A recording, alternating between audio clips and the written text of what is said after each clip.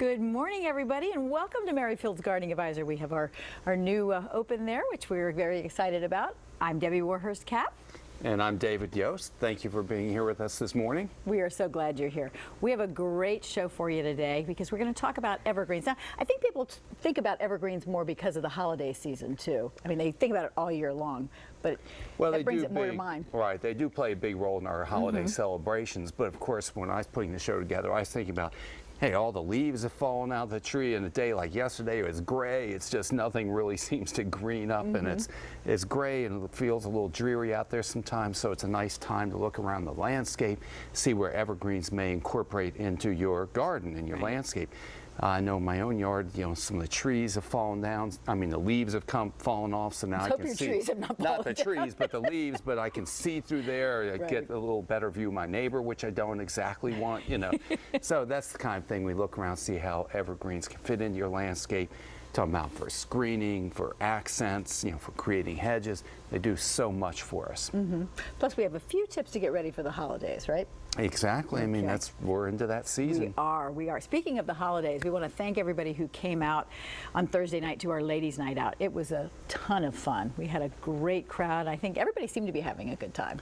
Oh, I had a wonderful time, and of course, I very much enjoyed our Christmas carols. Oh, thank you. Now that was Debbie and my voice several of the other we staff. had a caroling group at Fair Oaks, and so if my voice is not there, it's still kind of trying to recover after 3 hours of singing. But that was a lot of fun. A lot of fun. You need to put it on your schedule for next year because it really was. I was running the photo booth, which is a new thing for us, but we had a blast there too. That was so fun. Oh, great time. So. That's a great kickoff to the season. So we have kind of like a pre-kickoff, and then of course Thanksgiving is coming up. So we'll get into that as well. Want to mention we've got something exciting going on at Merrifield Garden Center today. Well, this whole weekend, because we've got, you know, all throughout the year. You can come into Merrifield Garden Center and register to win tickets. You can win tickets to sporting events, to Wizards, Capitals, Nationals, Redskins, events at the Verizon Center, concerts, that type of thing, or Merrifield gift cards. We do that all year long. You can do that every week. Well, this weekend we're doing a special separate drawing for Redskin tickets for the 49ers game on Monday night. So come in this weekend. All day today. We're open till 9 now because of we're starting our holiday hours, and tomorrow we'll be open till 7. But at 5 o'clock tomorrow on Sunday, we'll stop the drawing. We'll draw our winners, and we're going to draw winners from each store. We're going to be giving a pair of tickets, several pairs of tickets away to the Redskins game on Monday night. So come in and register. No purchase necessary. You can. One entry per person per visit. So every time you come in, you can register. Go to each store and register. We're going to be pulling at each location. Again, we've got several pairs of tickets to give out, and there's no. I think they said there was no purchase necessary. You got to be over 21 to register, though, too. But we will draw the names at 5 on tomorrow afternoon at 5 o'clock. We will call the winners. So make sure we've got good phone numbers to call you. We will call the winners, and then we need to hear back from you by Monday morning at 10. So, because if we can't reach you, we want to be able to give the tickets to somebody else. So you get a pair of tickets. Not only do you get a pair of tickets, more importantly, well, almost as more importantly, you get a parking pass, a free parking pass for up-close parking too. So it's a great prize. Come on in and register. We'll have a separate drawing box, so just ask for the separate drawing box for the Redskin tickets, but it's going to be fun. Yeah, and these are good seats. They're all good up seats. In the nosebleed section. You are right. You are right about that. So, but as I mentioned, our holiday hours are now in effect. So Monday through Saturday, we're open from 8 a.m. to 9 p.m. at all 3 locations, and on Sundays from 9 a.m. to 7 p.m. And then next week, so we have Thanksgiving coming up first, which is a very important holiday. So we want to, sometimes I feel like Thanksgiving gets pushed back a little bit. Well, it's a little bit late this year. Yeah, it is a little bit late. So it is kind of overlapping with Christmas. Right. So we'll be closed on Thanksgiving Day, but then starting November 29th, so Friday, Saturday, and Sunday, as you can see, we will have our holiday open house at all 3 locations. And that is the real the real kickoff to the season. That really, we had a jump start with Ladies' Night Out, and so this will really usher in the season. So it'll be so much fun. Lots of we'll have refreshments. We're gonna have our calendars. We should have our calendars ready. A lot of people have been asking for that. I know they have. We love our calendars. We will have our designers will be there creating all kinds of beautiful holiday decorations and wreaths and arrangements. Santa Claus arrives at all 3 locations on Saturday. Just a lot going on. And actually on the 30th, on Saturday the 30th, Carla Steinbach is going to be back to do the Steinbach Nutcracker signing event. So that's fun. So a lot going on this coming week. And then we've got our classes on the December 7th. So. Exactly. Of course, you can get all the details in this on our website, because I know there's so much going on in different hours in the 3 locations. Best thing is go to merrifieldgardencenter.com and get all the details. Absolutely. Before we get started on our evergreens, you brought a couple of holiday plants. I did, because like I said, you know, the holidays, well, Thanksgiving, we're almost here. Christmas is not far away. And so, of course, one of the traditions that we like to do with that is have amaryllis in the house.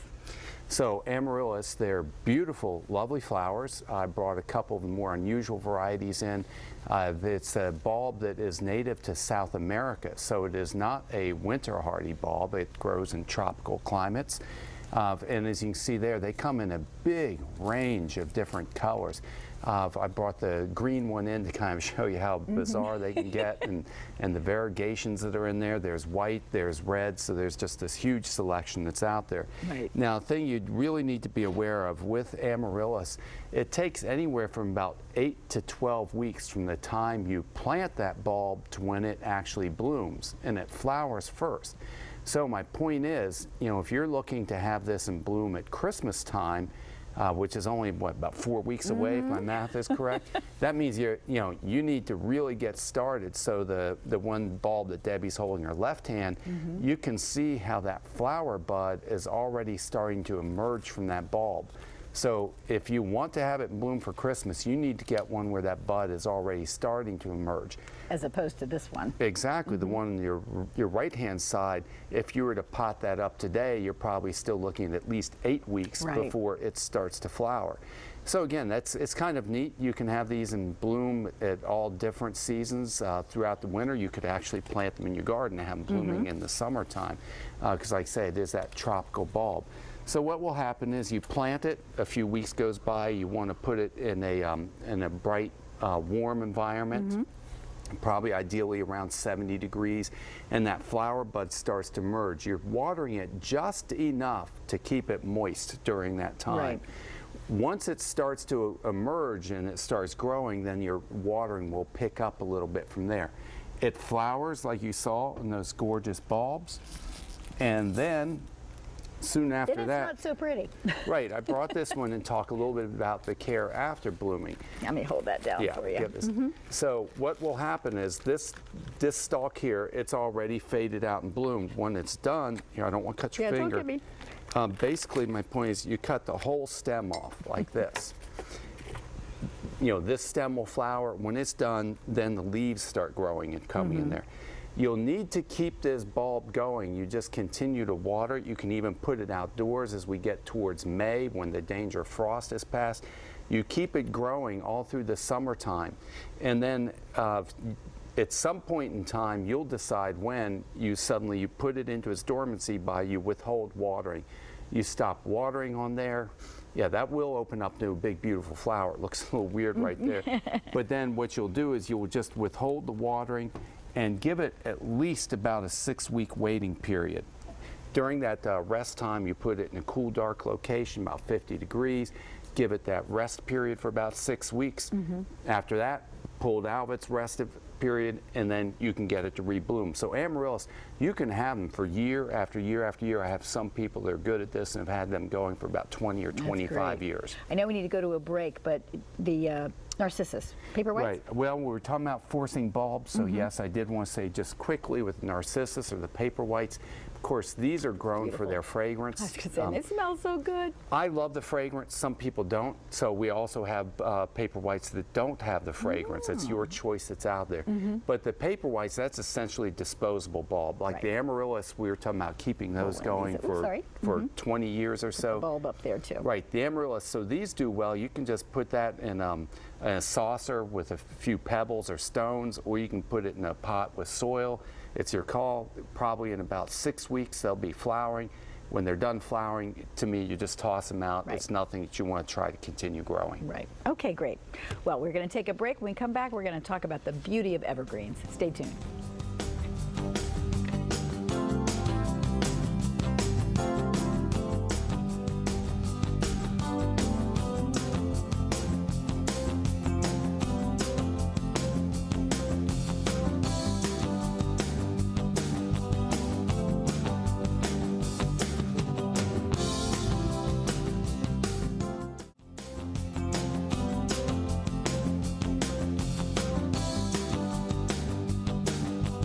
Thanksgiving. It's this week, so we hope you have a wonderful Thanksgiving Day. Again, we will be closed at Merrifield Garden Center on that day. But we were just talking about amaryllis before we went to the break, and we wanted to make sure you knew they come just so nicely packaged for gifts. And this I love. It comes with a bow and everything, but it's a beautiful pot that it's in already. So take advantage of that. Well, David's going to talk to you about evergreens, and he's over at our virtual garden, as we like to call it. David? Great. Well, thank you, Debbie. And this is a nice time of year to start looking around, see what evergreens do in the landscape for us. To me, evergreens, that's the real foundation of the garden. If you look at your garden as similar to a house or a building, and we're building and constructing rooms in there, evergreens are that foundation. That's what builds the walls. That's what adds the structure to the landscape. But it's such a diverse group of plants, like this conifer collection that you can see, with so much to offer in different forms, shapes, and sizes and textures, that they can also make very useful accent plants, hedges. So they do so much for us in the landscape. In fact, to me, sometimes there's a little bit of an over-dependence on them. Because we want our garden to look nice at all times of the year. So this is a conifer collection out in Meadowlark Gardens. This picture was taken in summer, and then my next picture shows the landscape in winter. And this is what I was talking about. My thing with evergreens is they can be fairly static. They can look similar pretty much any time of the year.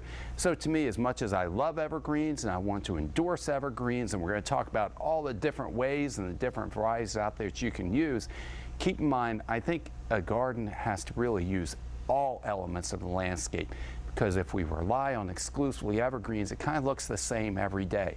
So I love to incorporate all the different plants together, and that's where sort of my next picture sort of emphasized that point. So here you can see evergreens are very heavily utilized, but look all the color we can add in there by putting some of the deciduous plants so that we have some flowering plants, some berries, structure of the trees. So our topic is evergreens, but keep in mind, we want to mix it all up together. Now, one of the main things that we rely on, of course, is using evergreens to create the walls, to build that structures, to screen views, to define and enclose space. So we're going to talk about a few of the popular ones for that purpose. And one that almost everybody knows is the Leyland cypress. Leyland cypress, we rely on it so much because it grows so fast. You can get 2 to 3 feet a year of growth out of a Leyland cypress. And when we're trying to create this sense of enclosure, in this application was actually, it's in a townhouse community, and they're using Leyland cypress to give a little bit of privacy between the homes and a parking area. So it's a perfectly appropriate use. So they're dense, they're dark green, they grow fast. But one of the things that we have to be aware of is that they also can get to be quite large. Yes, it gives us that quick results, but they'll rapidly grow to be 25, 30 foot tall, 8, 10 foot wide, and almost start crowding themselves out. Now, this is an interesting picture. We've got basically on this side, here, I'm getting myself mixed up, we're looking at the green giant Arborvitae and comparing that with the Leyland cypress. So you can get a good look at these two plants side by side. Green giant Arborvitae is used a lot of times as an alternative to the Leyland cypress. They will grow just as fast. You know, you can get that 2-3 feet of growth a year on them when they're happy and being taken good care of. They're dense, so they give us that same kind of nice screening between neighbors. You can see it's a more narrow, more upright tree. Now, one of the things that became really obvious to us a few years ago during the Snowmageddon, when we had those back-to-back storms, if you look at the Leyland cypress, its branching tends to go out a little bit. It has a little bit of this type of structure to it, whereas if you look at the green giant arborvitaes, it's a softer, more pliable branching. So when they get loaded up with snow, one of the things that we found is that the Leyland cypress seems to hold and collect that snow, and it leads to broken branches and sometimes the trees toppling over. The green giant arborvitae, it tends to shed that snow off of it. So for a lot of reasons now, people are kind of migrating more towards using this green giant arborvitae. Both good choices, and we'll just keep going through a couple other ideas. Now, this again is our Leyland cypress, you can see, and it's side by side with an Austrian pine. It gives a good look at that branching structure I was talking on the cypress. I still think it's a very useful plant in the landscape. But one of the things that we want to do is we like to mix the plants up. If you rely exclusively on any one plant, a monoculture type of design, eventually you're going to have problems. So this was, I thought, a good use where they've used that Austrian pine, which again gives that nice dark, dense green color and a needled texture in combination with the Leyland cypress. You can mix that up with the green giants. My whole point is I like to put these together in complementary ways so that we can get that screening and get that sort of privacy we like, but then also by having that diversity of plants, if we run into a problem, whether it might be bagworms or snow or wind, we don't lose the whole planting. So those are a couple good plants to start with. Let's see what's next. Now this is a fairly new plant, or new to me. This is a juniper that looks very much like a Leyland cypress. We just bought some of these in recently. Took this picture a couple days ago. We've got more on order for spring.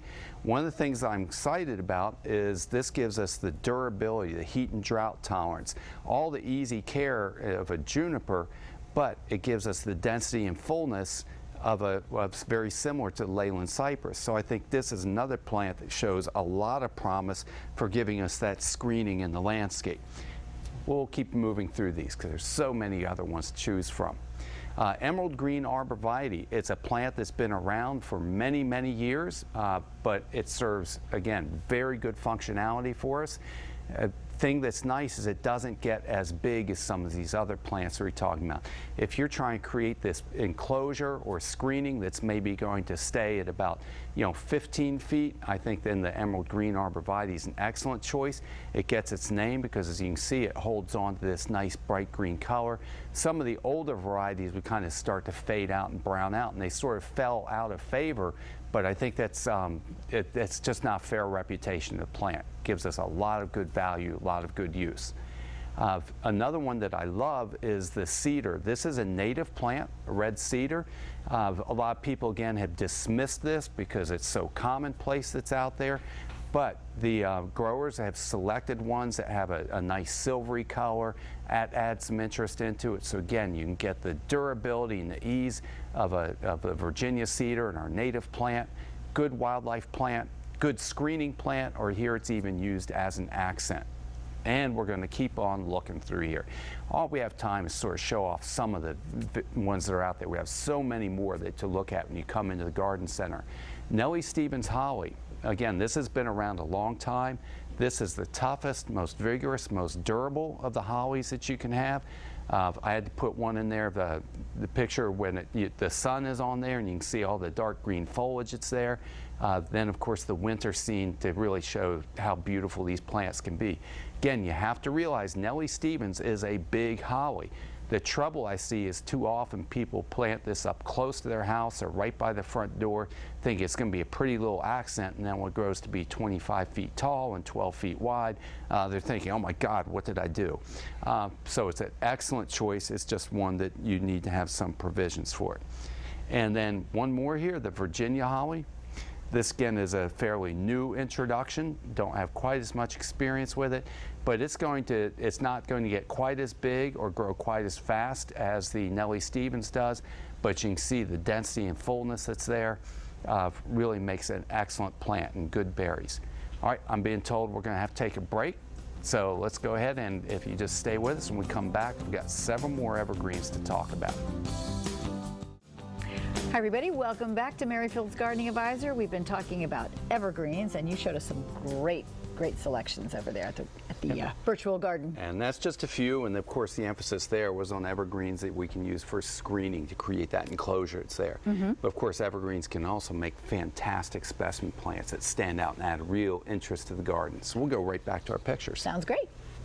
Great. So what we're looking at right here is, again, it's going to be a dwarf conifer collection from that same garden out, Meadowlark Gardens, one of my favorite of the regional gardens there. And what's happening here is a lot of the same plants we were looking at earlier that we might use for screening, these are sort of mutations or sports off of those same plants. What will happen is a plant that normally grows to be 25, 30 foot tall will mutate. There might just be one little branch or what we call sport in there, and then we sort of culture off of that, clone it, and then you get these interesting little shapes. So you've got things like cryptomeria in there, you know, the weeping gold thread cypress, a Rheingold arborvitae, Thuliopsis, you know, several different plants in there, but they're in their sort of miniature dwarf shape. Okay. So it's a little hard for me to describe, but in the foreground you see that little lump, that little dark green lump. That's a cryptomeria, and our next picture is going to show another cryptomeria. Okay. Same plant. Ah. That's kind of hard to believe that that's Yes. the same species, but again, that's why I was talking about where you can take a sport off of that and propagate. So cryptomeria, it can be used there as a screening plant, it can be used as a specimen plant. It's just got that gorgeous kind of delicate texture on there. Now some of these would get a little bit of a rusty color during the winter time. That's nothing to be concerned about, but they're beautiful, beautiful year-round. So that's cryptomeria, the tall trees in the background. And then I gotta say, again, evergreens as a ground cover in there with the blue rug juniper and that intermediate height there of the gold thread cypress. So I thought that was a nice combination of plants.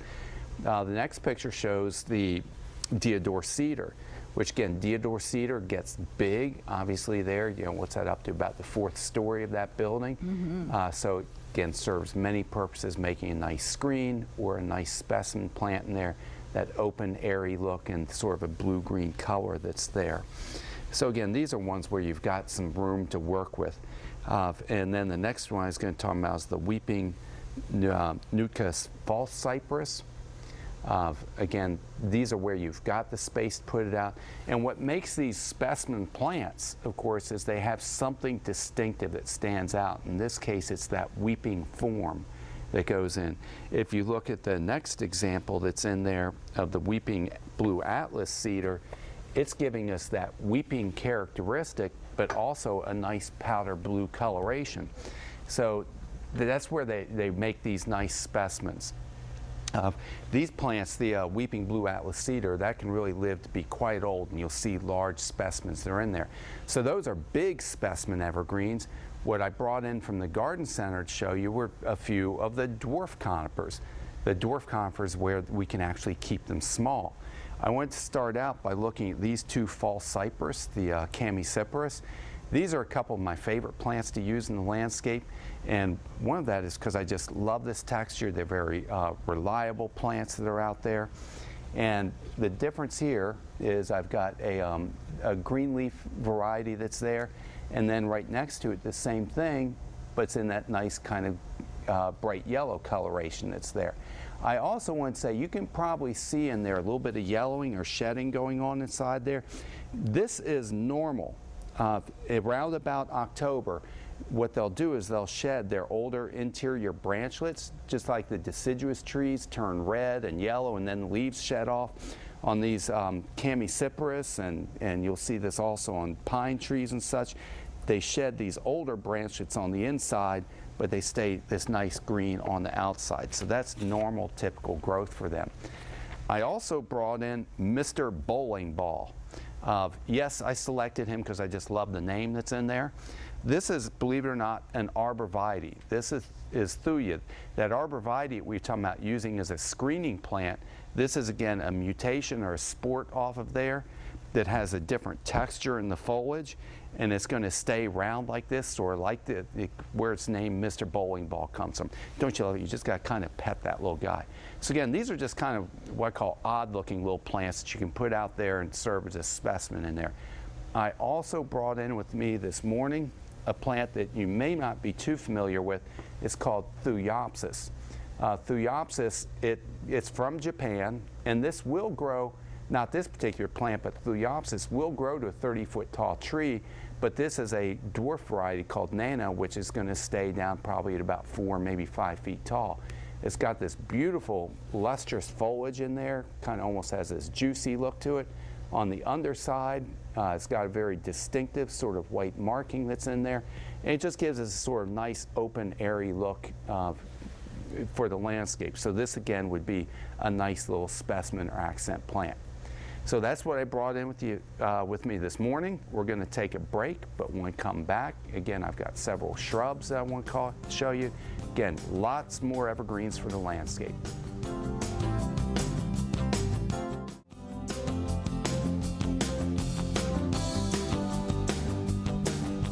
Oh, that's beautiful. Just want to remind you that Thanksgiving is coming up this Thursday, and it's a very important holiday. I feel like sometimes it gets lost in the holiday season. It really is one of my favorite ones. Me too. And so if you're looking for something beautiful for your table, Tina made this at our Fair Oaks location with fresh flowers, and it's just a beautiful table arrangement. So you can pop in and get something. We have artificials. It's just something beautiful for your table. Yeah, great. She just does a marvelous job. She does. She does. Always works those colors in ways I would have never thought of. Yep. So I mean, we can use evergreens in these arrangements too. Yeah, well, exactly. It's in there. Great. That's right. Okay. Well, like I said, we're talking about evergreens. We discussed them to create walls or Right. screening. It's in there. We talked about them as accents. I wanted to run through a few shrubs quickly. Because again, the shrubs, are probably that intermediate area. Again, we still use them to create that sense of enclosure and developing hedges, but maybe not quite as tall as some of those plants we were looking at before. Of course, first on that list, we have to talk about boxwood, and this is a boxwood collection that was put in down at the American Horticulture Society headquarters. Right, and the whole idea there is to sort of show the diversity of this family of plants, this group of plants. I mean, you can find a boxwood for any situation, really. I mean, if you want just to have a little low edging along a walkway that's going to get about 12 inches tall, there's boxwood for that. If you want to grow that intermediate size, they're out there, columnar, upright. So it's a hugely diverse group of plants. Deer resistance, another nice thing. In the foreground is actually a variegated variety where you have the nice dense evergreens, but also adding that element of color in there. I do want to just quickly mention, there's a disease out there called boxwood blight, which we just recently found in Fairfax County, so it's something we're watching on. Still, it's a great functional plant, but it's important that we buy our plants from people that are calling what they call following clean practices.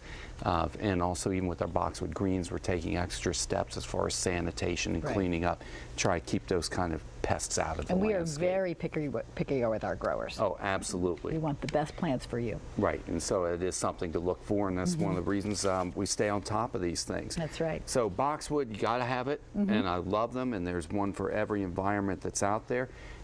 Another plant that you may not be quite as familiar with, but is the Japanese plum yew. Now, one of the things that's really been driving the popularity of boxwood, I say, is because they are very reliably deer resistant. That's one of the reasons I put this Japanese plum yew in here, because it has also been very reliable and dependable as far as deer resistance goes. Just the basic, the yew that everybody's familiar with, the deer love it and will devour it. But this Japanese plum yew, which looks the same, but it's actually a whole different plant, will hold up quite well even where the deer are out there.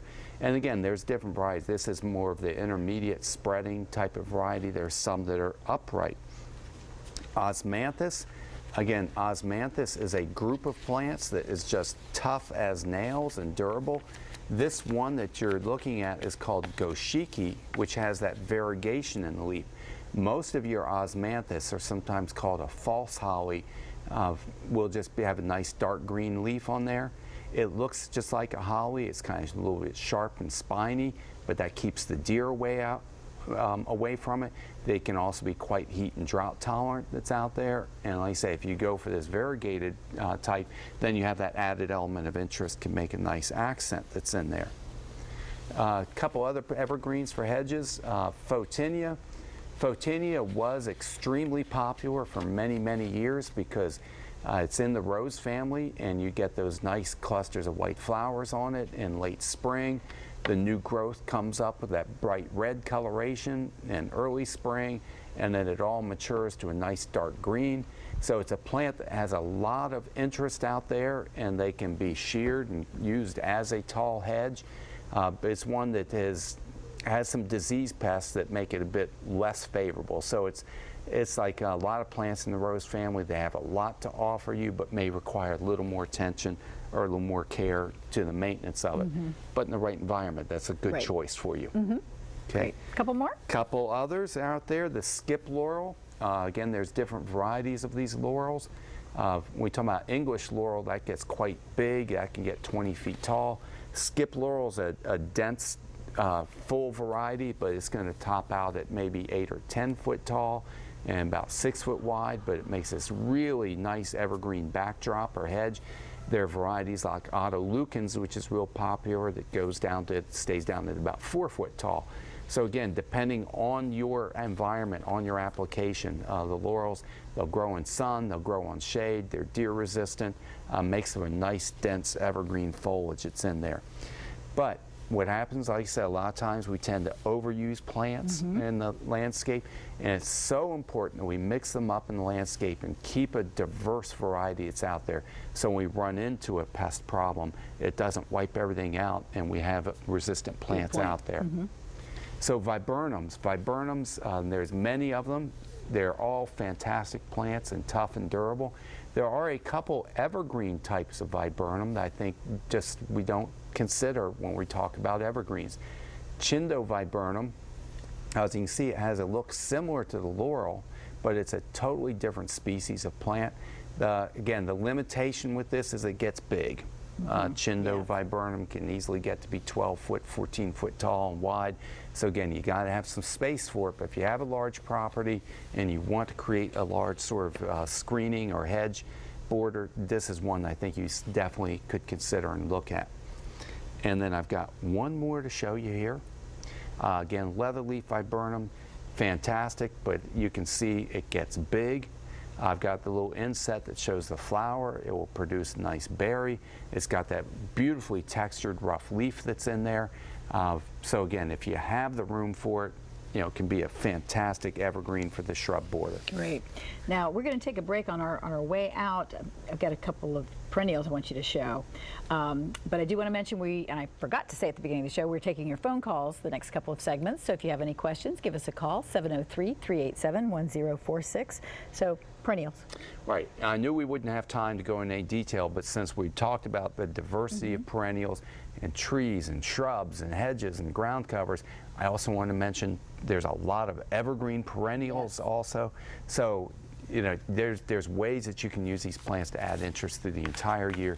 You can see the hellebores, the white flowers in there, the purple and the yellow of the heucheras, they're out there. There's dianthus or carnations. So many choices. Lots of things to look at in the perennials department as well. We'll be right back.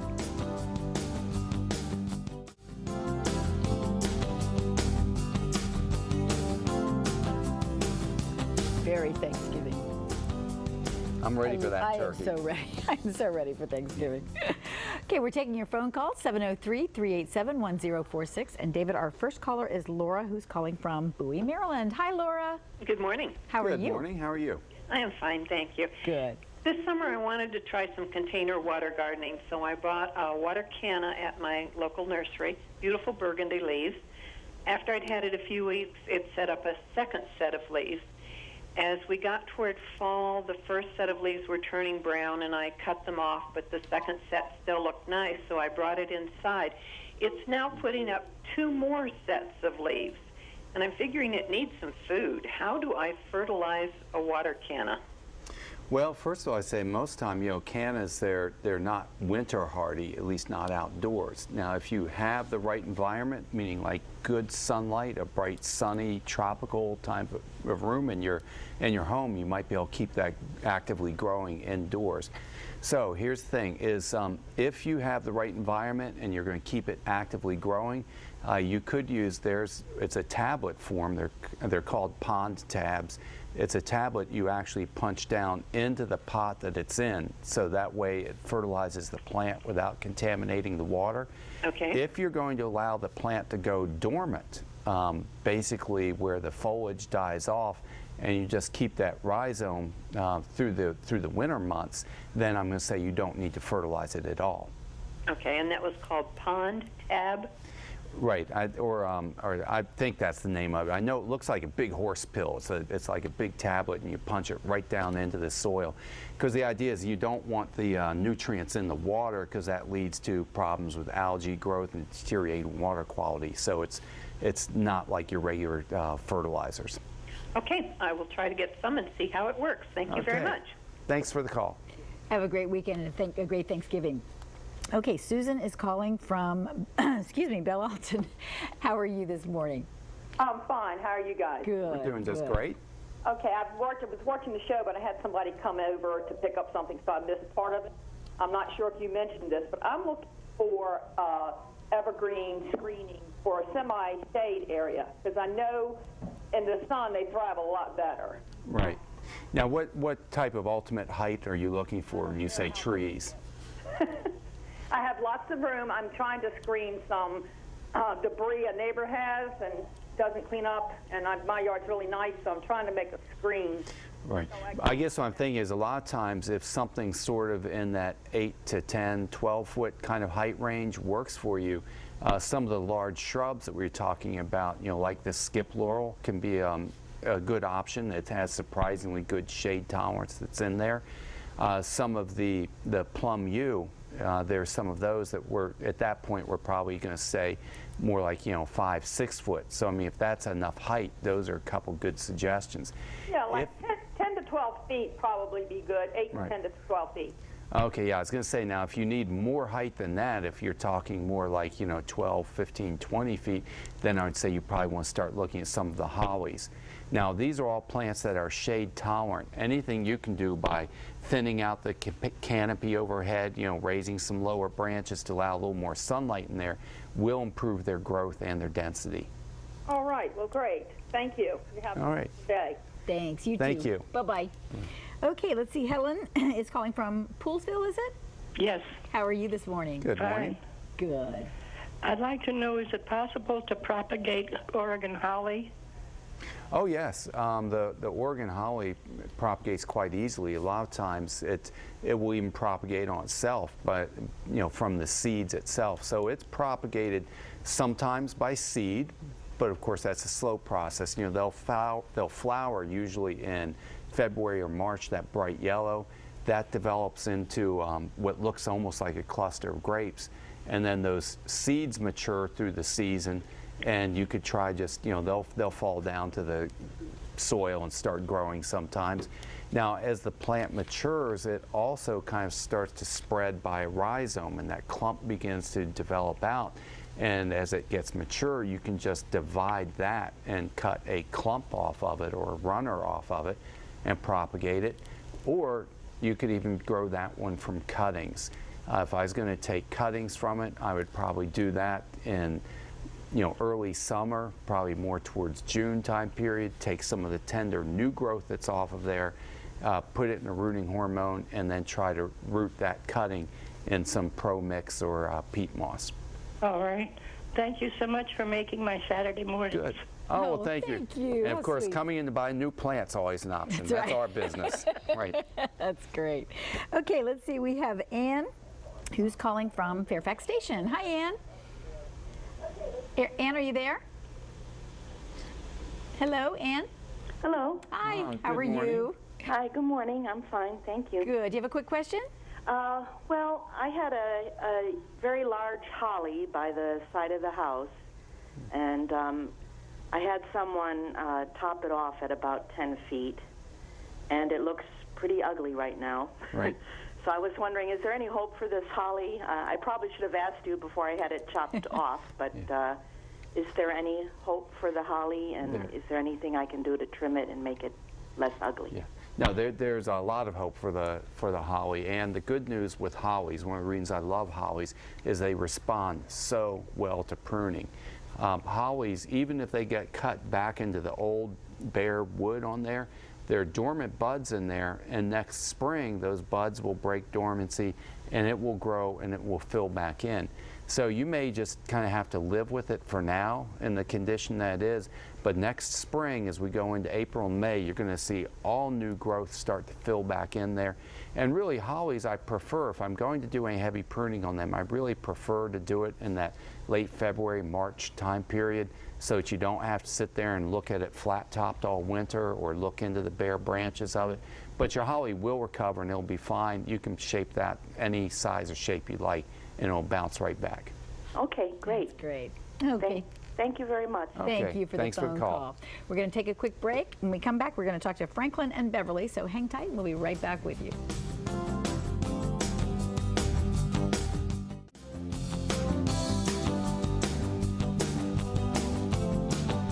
All right, let's get right back to our callers. Franklin is calling from North Potomac. Thanks for holding. How are you today? I'm doing fine. Thanks for taking my call. Sure. What can we do for you? I have two questions.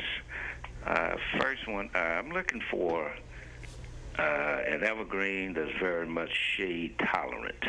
I have an area between my house and the house next door that gets on about 2 or 3 hours of sunshine a day. Is there anything you can recommend that can tolerate very little sun, lots of shade and very little sunshine? Oh, absolutely. I would say the most shade tolerant evergreen that's out there, and we didn't show it on the program, but would be Aucuba, A-U-C-U-B-A. And there's varieties of it. Some of them have a solid green leaf. Some of them are green and gold. Some of them are green with gold speckles in it. So there's a lot to work with there. Aucuba it really doesn't need to have any direct sun, but if you can get 2 or 3 hours of sun like you're describing to it, then it will grow even more vigorously and a little bit denser. They can eventually reach heights of up to 6 feet, 7 feet. It's also a plant though that if you want to keep it pruned down to a little bit lower height, that would be a good option for you. So I would say Aucuba is definitely one to look at. That Japanese plum yew that we talked about, that will also give you surprisingly good shade tolerance. It's a different leaf texture and a much slower growing plant, but gives you a nice dense look also. Okay. Second question. Is there any type of spray that you could recommend that would keep pets from urinating on plants that are near my sidewalk? That's a tough one to answer because we sell several different repellents, but the limitation that I've found is they only seem to last for a few days at a time, depending on rainfall. So it's one of these things that you have to keep applying it and applying it. When you stop applying it, then the animals come back. So it's just a short-term answer. If you're doing this, if you're reinforcing by training the pets, then that's a great thing to do. But if it's just the neighborhood dogs walking by, and that's a problem I deal with a lot myself, then I hate to say it, it's kind of hopeless. Okay. Okay, well, thank you very much, and I enjoy your show. Thank you for watching. Take care. Okay, let's see. Beverly is calling from Montclair, Virginia. Hi, Beverly. Yes, How are you? Good morning. Good morning. Uh-huh. How can we help you? I'm interested in the Japanese, well, I don't know if it's Japanese or not. It's the narrow holly that gets probably maybe 7 feet tall. You have to have male and female to get the red berries. Okay. But it's a narrow holly. Has it got a spiny leaf on it or a smooth leaf? Well, that I can't tell you. I don't know. At one point I thought it was called the Maryland holly. Could be mistaken, but that just sticks in my mind. I think it was on this show maybe even 3 years ago. And well, let me just say a couple things because we're going to run out of time. Now, I know if there's a Virginia holly, but it will grow 20+ feet tall. Yeah, and definitely a that. nice pyramidal one. And it's a beautiful, dense, dark green leaf on there. Dragon Lady is a holly that's very columnar, very tight. It's only going to spread out. I mean, a mature one's only going to be about 2 or 3 feet wide at the base, and it's almost straight upright. And I love that holly. Nice, dark, dense green, but it's got a spiny leaf on it. So that bothers some people. Then there's a Japanese holly that's called Sky Pencil. And it's very columnar. It only grows about 18, maybe 24 inches wide at most, and just straight up. And how tall does that get? Both the Dragon Lady and the Sky Pencil. Now they'll get taller than what you're talking about, but you can limit the height by pruning. I've seen Dragon Lady and Sky Pencil go up to the 2nd story window on homes, but that's a little bit exceptional. And if you wanted to maintain it at a height of about 6 or 8 feet, you could do that by pruning. Okay, 6 to 8 feet. Oh, right. Yeah, well, that's good. And you do have to have the male and the female, correct, to get the red berries on both of those? Yes. Now the Sky Pencil will not give you the red berries. It's a little blackberry that's on there. Oh. But the Dragon Lady will give you a deep, bright red berry. And yes, you would need to have a male to cross-pollinate it. Right. Oh, and they should be, what, maybe 6 feet apart, 10 feet apart? Oh, no, even if they're within 50 or even 100 feet, you know, they're insect pollinated. Now, the closer the better, but it's an insect pollinated, so as long as you have another male holly on your property, it would be fine. Okay, so the Dragon Beverly, Lady would get about 2 feet, 3 feet. Okay. I'm so sorry. They're going to pull the plug on us here. They're giving the old They're going to get the hook out here. That's what I was trying to think of. Thank you for the call. Thank you for joining us today. I apologize to the couple of callers who we didn't get on the air. Next week we will be talking about finding the perfect Christmas tree. So kind of keeping that evergreen thought I say going. it's here. We're It's at the here. holiday season. That's right. So hope you'll stop by and register for those Redskin tickets this weekend. Come by and see us. Have a wonderful Thanksgiving, and we will see you next week. Bye-bye.